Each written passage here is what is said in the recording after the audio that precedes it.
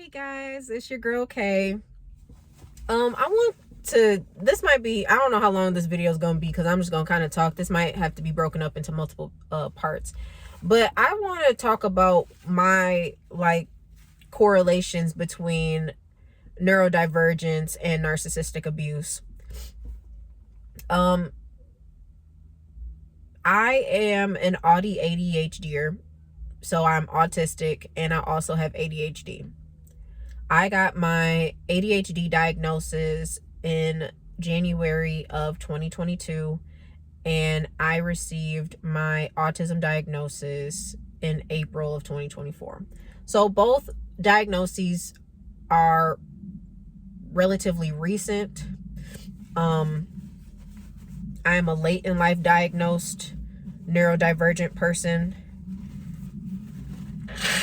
Excuse me, sorry, it's my allergies. Even taking allergy medication is not helping either.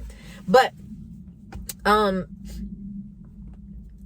so both recent, and it's been a really tough journey as far as just coming to terms with everything. Just coming to terms with the fact that I am disabled.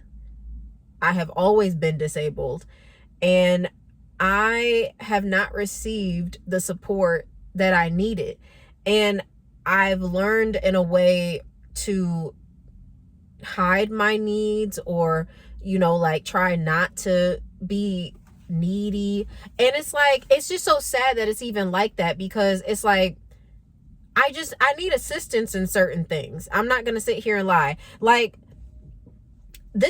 want to make it clear as well that being autistic or neurodivergent in general doesn't have anything to do with intelligence. Those things are not mutually exclusive. We just have different support needs, and I need different support. I know that I would personally benefit from a life manager, like someone who could help me to better organize things. And because that's what I need for my autism, but I also need nostalgia, weird stuff like that. So it's for my ADHD. So it's I would benefit from having someone in my life that could help me to put the puzzle pieces together, because I can get overwhelmed very quickly. I am a mom as well, which is that's a different story for a different day. Being autistic and having children is a completely different story. Not to mention, I'm pretty positive that my daughter is also autistic, and I have thought this pretty much since the day she was born. But that's a different story. But I think that there's a correlation between neurodivergence and narcissistic abuse, because especially for those of you who probably aren't diagnosed or now are becoming maybe aware that there may be some underlying issue. It's not just because I don't get enough sleep. It's I'm not getting enough sleep because something else is wrong. It's I'm having gut health issues. It's not just because of my diet. It's some other things, because you may make some changes trying to get things together and trying to figure out why you still feel like crap. You might feel like crap because of your neurodivergence. That's how I have felt the last few years. I'm being honest, just coming to terms with certain things and realizing to myself, I can give myself grace in this. I'm not being lazy. I'm exhausted. I'm not being lazy. I'm in analysis paralysis, or I'm sitting here, I can't move. I don't understand why I can't get up and go do that thing I need to go do, and it's not that now that I'm more aware of my symptoms and the reason why I do certain things, not saying that things are perfect, but I am way better able to manage my day-to-day task now that I have come to terms with certain things about myself, and also giving myself grace in those areas. Cleaning has become extremely easier for me, because now I'm not overthinking the cleaning. I don't think about it as much, or I space things out well, this day is the day that I do this. I do this on this day and that's it. And so then I move on. And so that makes it a lot more easier, especially now. Like, I guess my biggest advice, and I'm gonna get to the analysis in a second, but I was just gonna talk about this real quick. But my biggest advice to anybody who is neurodivergent, or they suspect that they may have some sort of neurodivergence, is that you're probably gonna have to slow your life down a little bit, because and it's going to help you to catch up on rest, because really you've been overloaded for a long time, and you really don't know how exhausted you are. And that ties into the narcissistic abuse. So I suspect that people who are neurodivergent are more susceptible to narcissistic abuse because we are so sensitive. Like, I feel like the majority of the people who I know that are empathic are neurodivergent. I'm not saying that neurotypical people aren't, but I feel like the majority of people who I'm aware of, like, a lot of them tend to end up being empathic and very highly sensitive people in general. Like, sensitive emotionally, sensitive physically. You know, you can't eat certain foods, or mixing certain foods doesn't work well for you, or you have certain like allergies, like you're allergic to fake metal, like you have really sensitive skin, you have a sensitive stomach, excuse me, you are sensitive emotionally, you're sensitive to criticism, you're sensitive to rejection, just very, very highly sensitive people. Because as far as I'm concerned, being a highly sensitive person is a neurodivergence, because that type of level of sensory overload and sensibility is not on a typical level. So any people who are like highly sensitive, I feel like that we're way more susceptible to abuse, because a lot of us tend to be giving, and I think because of our a lot of people who aren't diagnosed, or maybe we're told later on, like, there's nothing wrong with you, you just need to try harder. Like, we've been conditioned to believe that we have some sort of moral failing when we can't meet certain criteria or whatever goals that other people have set for us. And they tell us, oh, well, you're supposed to have done this by this age, or, well, you're old enough to know better, so you should be doing better at this and this and that and blah, blah, blah. And it's just like, okay, well, I didn't get all of those things as a child. I didn't get those lessons. I had to learn a lot of lessons on my own. I was always told to figure it out, and I don't get it right. I have not. Most of my life, I have failed in so many different areas. Failed because I really don't feel like I failed. I feel like I learned. Like, I've learned a lot of different lessons over time, you know. And it's like, but I didn't get the help I needed back in the day. I didn't get that support. I pushed a lot of my needs away so that I didn't bother people around me, because I thought I was a nuisance to them. So it's like I needed to ask for help, but I didn't feel like I could ask for help. And sometimes when I could ask for help, I didn't know what to ask for. I'm like, I don't even know how to ask for help a lot of times. And that has caused me to be hyper independent in my life. And I don't want to be like that anymore. You know, it came to a head for me where I was like, I can't keep living like this. I need to be able to access some sort of support. And it's like, at this point, the narcissist in my life, I already knew I wasn't getting that from them. Like, or toxic people. And that's what I'm saying when it comes down to neurodivergence and narcissistic abuse, is that, and just abuse in general. I truly believe that people who are narcissistic or toxic prey on people who are highly sensitive to anything, stimuli, whatever the case may be. Like, that neurodivergence, you're more sensitive and more susceptible to your environment.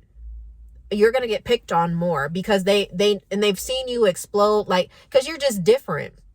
It's because you're different, and they know it. They may not know exactly what it is about you that's different, but they know that you're different. And so they feel like they can get over on you. And sometimes, and a lot of times, these people are successful because for me, most of the time, I'm like, if I'm just doing business, like regular things, I'm not thinking about like, oh, this person is trying to set me up, or this person is trying to do. I'm just like, bro, I'm just trying to pay for this and go about my day.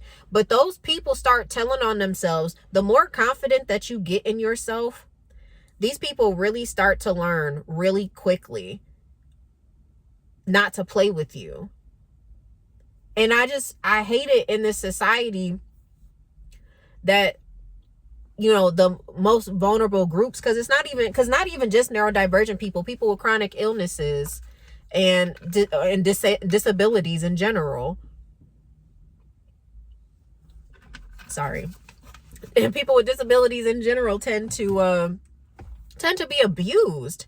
Doctors don't listen to you when you're trying to explain things, especially as an undiagnosed person. Like, I feel more confident walking into a doctor's office and giving them more of an insight of what it is that I'm experiencing now that I know that I'm autistic, now that I know that I have ADHD, because now I can tell them, like, well, I am autistic and these are some things that I struggle with, or these are some of the things that I need assistance with. And I feel better now that I have that information, because now I have the research to back, like, well, I see that autistic people typically have issues with these things and I'm having issues with those things, and how can you help me? Like it.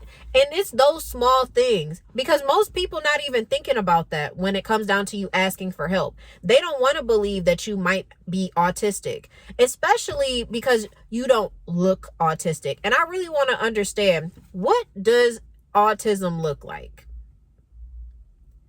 Like, I really need to understand, what does it look like? Because God forbid you are conventionally attractive in any way, when I say conventionally attractive, I mean, that's not gender specific. If you just look good as a person, or if you just have like a beautiful aura about you, even if you're not done up all the time. Like, I rarely wear makeup. Not that I'm opposed to it. It's just, it has not really been my thing in the majority of, my back half of my 20s. I just have not been into it very much. And still, it's like, I know that what people, the general population, what their idea of autism, what it looks like, it's not me. And people don't want to treat me like I have a disability, or try to get to understand me because of all the other things they feel. They're like, well, not you. You can't. Like, I remember when I was bartending, some time back when in my early 20s, I remember I was bartending, and I have some hearing loss in this ear because of an ear infection that I had when I was in the 8th grade. And it's never been the same, and I can't hear that well out of it. Not the same as I used to. And sometimes when people are calling my name, or people are trying to get my attention, and this ear is like facing them, I sometimes can't hear. And I remember this guy, I guess he was trying to get my attention, but I was in the middle of doing something else for a different customer, or for, one of the servers or something. And he was like, excuse me. Like, he came around like really irate. Like, oh, excuse me.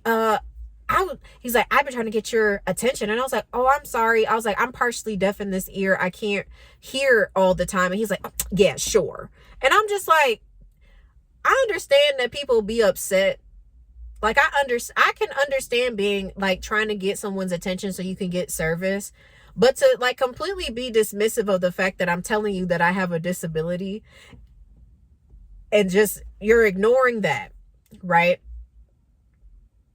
You're ignoring that completely. You don't want, or you think, or they say that when you're disabled, or you have disabilities, or whatever the case may be, or like, even if it's a temporary disability, even if it's like you broke a leg and you can't walk, like, sometimes people just treat you messed up because they don't feel like they should have to accommodate you. And it's like, this is how I know, like, we lack so much empathy. We lack so much empathy in these times. People do not care. If you are a sensitive person, like, you gonna have to try to keep your circle small, and you are going to have to learn how to break free from this idea of trying to please certain people, because people don't care. They really don't. Like, and it's just so sad. And it's like, trying to find that community of people who are there for you and they love you, it's difficult, because it's like, I needed support in those times and I didn't get it. And it's like, it comes with and also somewhat comes with a lot of betrayal, if I'm being honest. It comes with a lot of betrayal, finding out that you're neurodivergent, because you realize that your friends, they've been making fun of you all these years. Because it's like, and it's like, you'll look back and you'll be like, oh, dang, they never really liked me. And although it's sad, it's kind of bittersweet, because it's just like, I didn't realize that my friends weren't really my friends. I didn't realize that all of my my colleagues, my family, they never really liked me. And they definitely not gonna like me like this, especially being more aware. Because once you become aware of yourself, your surroundings, because like when you're more aware of yourself and giving yourself grace, my throat been going crazy. It's because somebody don't want me to talk about this. I swear to God. Actually, I have a video too that I tried to make the other day, and it will not upload on YouTube. It will not upload. I tried to upload it twice. It's still not uploaded. My other video that I recorded the other day uploaded, but that one will not. And that one is titled like "They Looking for You." And it's like they're looking for you physically. They're trying to figure out exactly where you're located, or they're looking for you energetically. They're looking for your reaction, and they can't find it. They can't push your buttons the way they used to, and they're mad, or it's a combination of both. And that one will not upload. The more comfortable I get talking on camera and talking in front of people in general, the more attacks I get. Because it's that specific video. All my other videos that I've recorded so far have uploaded onto YouTube, except for that one. I don't think that's a coincidence. I do not believe in coincidences. And like I said, I do believe there's a strong correlation between people who are more empathic or neurodivergent or whatever the case may be. I definitely think that there is a correlation between that and abuse. People are not healed out in this world, okay? People are not. I used to really believe that everybody really was out here to treat people well. I thought that most people thought like that. Like, because I can't fathom the idea of being, disrespectful to people just because. Like, I'm like, why would I want to do that? Like, I'm too busy trying to, live my life and have a good day. But there are legitimately people out here that prey on people. And it's a lot more people than you would assume. This is why you got to be careful about who you call your friend. This is why you got to be careful about who you call who you have children with, who you're in relationships with, because these people really don't care about you. And when push comes to shove, if someone's got to get voted off the island, it's going to be you. They're not going to sacrifice themselves to save you. No, they are definitely going to sacrifice you. If it means that they got to get some weight up off of them, get some heat up off of them, they will sacrifice you by any means necessary. And the hardest thing about that is that when it's happening to you, sometimes you have no idea until it's too late. But if you are self-aware enough and protected enough, you can escape those people and get away from them. Once people show you who they are, believe them. When people show you who they are, believe them. When they show you that they don't care about you, when you're with a narcissist or, whatever, a toxic person, when you're with a person like that and it's your birthday or it's a special holiday or whatever the situation is, it's a special day.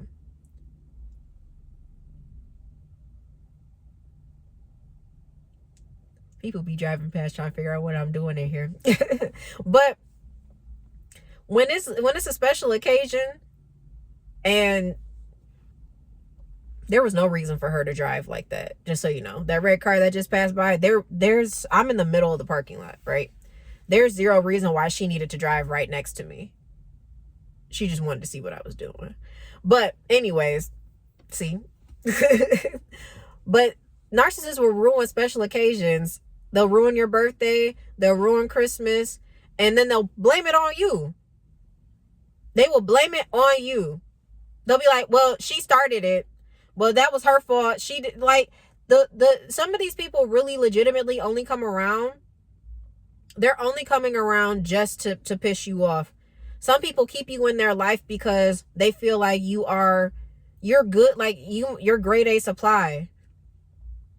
And I really do believe, if you are neurodivergent, or you suspect that you might be neurodivergent, you're highly sensitive, you get overstimulated very quickly, and I'm not just saying because of, like, you're really emotional, like that might be a different issue, but I mean, like, highly sensitive in general, like your whole being is sensitive. You are more likely to be targeted by evil people, and you got to keep yourself safe. People really don't care about you, and you got to keep yourself protected. Definitely disconnect from people who aren't willing to go to bat for you the way that you go to bat for them. If they not bringing that same energy, they got to go, because at the end of the day, like I said, these people, if they got to throw somebody under the bus, they gon' throw you. No ifs, ands, or buts. No questions about it. They're gonna sacrifice you before they sacrifice themselves. At least they gonna try. And people gonna do their damnedest. They're going to do their best work. Especially if it's people with power, or perceived power, as I like to call it, because at the end of the day, people really don't have no power over your life and what happens. People can try to pretend to play God in your life, but the Most High doesn't play about his children. So if you think for 1 second that you are going to get me, you got another thing coming. Like, no weapon formed against me shall prosper.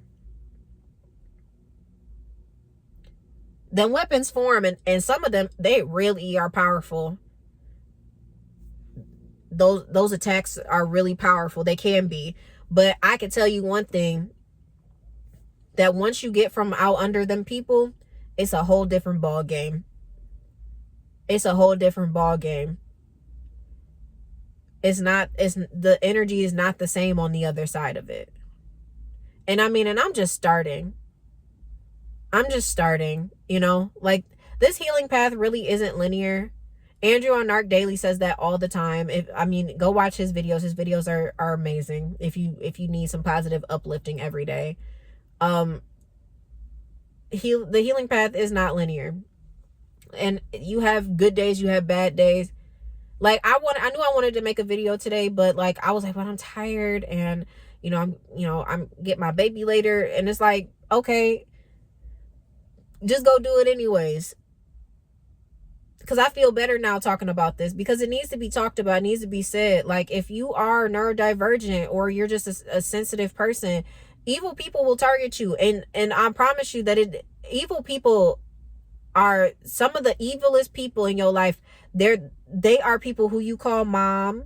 They are people that you call dad, sister, bro, whatever, cousin, auntie, uncle, co-workers, neighbors, landlords. They're evil.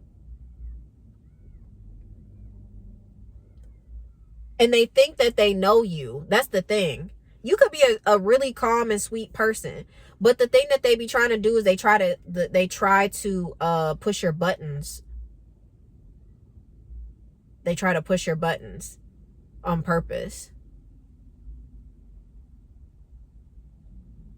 because they want to see you blow up.